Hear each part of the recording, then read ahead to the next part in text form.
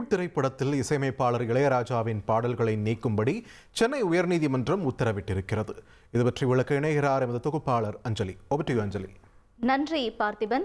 காலங்கள் மாறினாலும் தலைமுறையினர் மாறினாலும் இளையராஜா பாடல்களுக்கு மட்டும் மவுசு அப்படிங்கிறது கொஞ்சம் கூட குறையறதில்ல.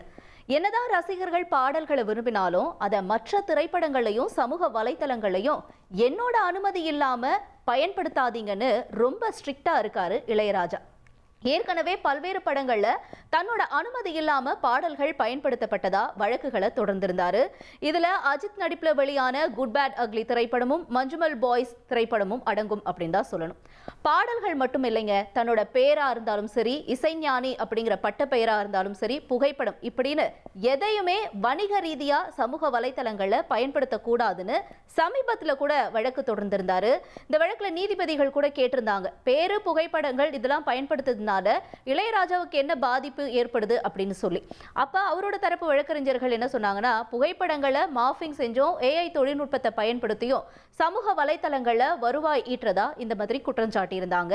அதனால தொடர்ந்து அனுமதி இல்லாம இளையராஜாவுடைய புகைப்படங்களையோ அவருடைய பட்டப்பெயர் எதையுமே பயன்படுத்த இடைக்கால தடை விதிச்சு உத்தரவு இட்டிருந்தது நீதிமன்றம். அது மட்டும் இல்ல, யூடியூப், சமூக வலைத்தளங்கள், சோனி நிறுவனம் இவங்க எல்லாரும் பதிலளிக்க உத்தரவும் விட்டிருந்தாங்க. இந்த வழக்கு ஒரு பக்கம் நிலுவையில இருக்கு. இப்ப இந்த நிலையில தான் கீர்த்தீஸ்வரன் இயக்கத்துல பிரதீப் ரங்கநாதன், மமிதா பைஜு நடிச்சிருக்கக்கூடிய டூட் திரைப்படம் தீபாவளி பண்டிகைக்கு வெளியாக இருந்துச்சு. இந்த படத்துல தன்னோட இசையமைப்புல வெளியான புதுநெல்லு புதுநாத்து படத்துல இடம்பெற்றிருந்த கருத்த மச்சான் பாடலும், பணக்காரன் படத்துல இடம்பெற்றிருந்த 100 வருஷம் ஆகிய பாடல்கள் எல்லாத்தையுமே என்னோட அனுமதி இல்லாம பயன்படுத்தி இருக்காங்க, பாடல்களை படத்துல இருந்து நீக்கணும்னு சொல்லி இளையராஜா தரப்புல உயர்நீதிமன்றத்துல வழக்கு தொடரப்பட்டுச்சு. இந்த வழக்கு ஏற்கனவே 27ஆம் தேதி நீதிபதி என் செந்தில்குமார் முன்பு விசாரணைக்கு வந்துச்சு. அப்ப 30 ஆண்டுக்கு முன்னாடி வெளியான இந்த பாடல்களை இப்பவும் ரசிகர்கள் கேட்டு ரசிக்கிறாங்களே, இதனால இளையராஜா எப்படி பாதிக்கப்படுறாருன்னு சொல்லி நீதிபதி கேள்வியை எழுப்பியிருந்தார். பழைய பாடல்களை பயன்படுத்துறது இப்ப ட்ரெண்ட் ஆகிட்டு வரதாவும் நீதிபதி சொல்லியிருந்தார். இதுக்கு டூட் பட தயாரிப்பு நிறுவனம் தரப்புல ஆஜரான வழக்கறிஞர் நீதிபதி தொடர்ச்சியா மனுதாரனுடைய பாடல்களை பதிப்புரிமை மீறி பயன்படுத்துறது ஏன்னு கேள்வி எழுப்பியிருந்தார். அதோட படம் திரையரங்களையும் ஓடிடி தளங்களையும் வெளியாகிற வரைக்கும் நீங்க அமைதியா இருந்துட்டு இப்ப வழக்க தொடர்ந்ததுக்கு காரணம் என்ன அப்படின்னு சொல்லி இளையராஜா தரப்புக்கும் கேள்வி எழுப்பியதோட வழக்க தேதி குறிப்பிடாம ஒத்தி வச்சிருந்தாங்க.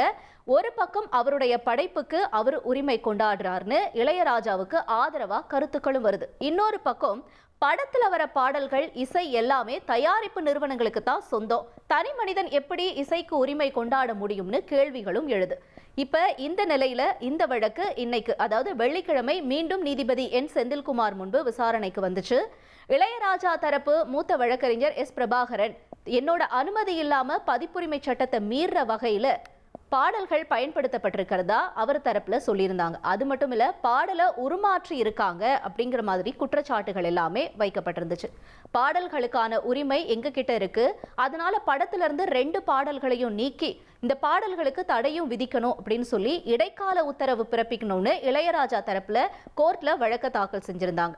இதுக்கு பதில் அளிச்ச திரைப்பட தயாரிப்பு நிறுவனம் என்ன சொன்னாங்கன்னா, அதாவது மைத்ரி மூவி மேக்கர்ஸ் நிறுவனம் தரப்புல ஆஜரான வழக்கறிஞர் பாலசுப்ரமணியன், பாடல்களோட உரிமையை எக்கோ நிறுவனத்துக்கிட்ட தான் இருக்கு, அதை சோனி நிறுவனம் வாங்கிட்டாங்க, சோனி நிறுவனத்துக்கிட்ட இருந்து தான் நாங்க உரிமையை வாங்கி இந்த பாடல்களை எங்களோட படத்துல பயன்படுத்தணும் அப்படின்னு வாதங்களை முன் வச்சாங்க.